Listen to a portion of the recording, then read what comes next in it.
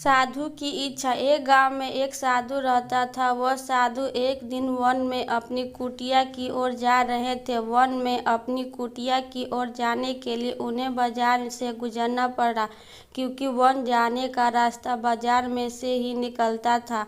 बाजार में से गुजरते हुए उनकी नज़र आम बेचने वाले पे पड़ गई। आम को देखकर साधु की इच्छा आम खाने की हो गई। साधु ने उस आम बेचने वाले के पास जाकर आम की कीमत पूछी, लेकिन साधु के पास फिलहाल आम खरीदने के पैसे नहीं थे। उन्होंने अपनी आम खाने की इच्छा को ठुकराते हुए वन में अपनी कुटिया की ओर बढ़ने का फैसला लिया। साधु अब वन की ओर जाने लगे।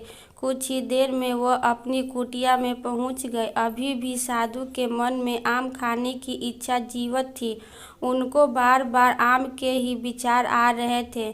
आम खाने की इच्छा की वजह से साधु रात भर सो नहीं पाया। वो अगली सुबह जागे और उन्होंने तय किया कि आज मैं आम खरीद कर ही रहूँगा। उन्होंने सोचा कि मैं वन में से सूखी लकड़ियाँ इकट्ठा करूँगा और उसे बेचकर आम खरीदूँगा।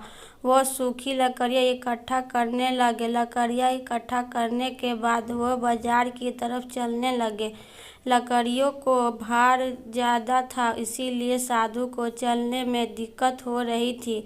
वो जैसे तैसे लकड़ें बनी मुश्किल से बाजार पहुँचे। बाजार पहुंचकर उन्होंने लकड़ियाँ बेच दी और आम खरीद ली। साधु ने सोचा कि मैं वन में अपनी कुटिया में जाकर आराम से आम खाऊंगा। वो आम लेकर वन की ओर चलने लगे। रास्ते में उन्होंने सोचा कि आज मुझे आम खाने की इच्छा हुई है, कल कोई दूसरी इच्छा होगी। मुझे अपनी इस आम खाने की इच्छा की वजह से आज बहुत दुखी होना पड़ा। मैं अपनी इच्छा के कारण ही आज इतना दुखी हुआ हूँ। आगे जाकर मुझे और भी इच्छा हो सकती है, जैसे कि नए वस्त्र की, बड़ा घर लेने की, धन की। इस तरह मैं अपनी इच्छा का दास बन जाऊंगा।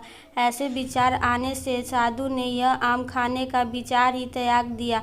रास्ते में एक गरीब आदमी गुजर रहा था। साधु ने सोचा कि मैं यह आम उसे दे दूं और अपनी आम खाने की इच्छा को काबू में कर लूं। उन्होंने सारे आम उस गरीब आदमी को दे दिया और वन में अपनी कुटिया में चले गए। इस तरह से उन्होंने अपनी इच्छा को काबू में कर लिया। अगर हम अपनी इच्छाओं के आगे हार जाए तो हमें हमेशा के लिए अपनी इच्छा का दास बनना पड़ेगा। हमारा मन चंचल होता है, मन में हमेशा कोई न कोई इच्छा उत्पन्न होती रहती है और हम भी उन इच्छा को पूरा करने के लिए कुछ भी करने के लिए तैयार हो जाते हैं।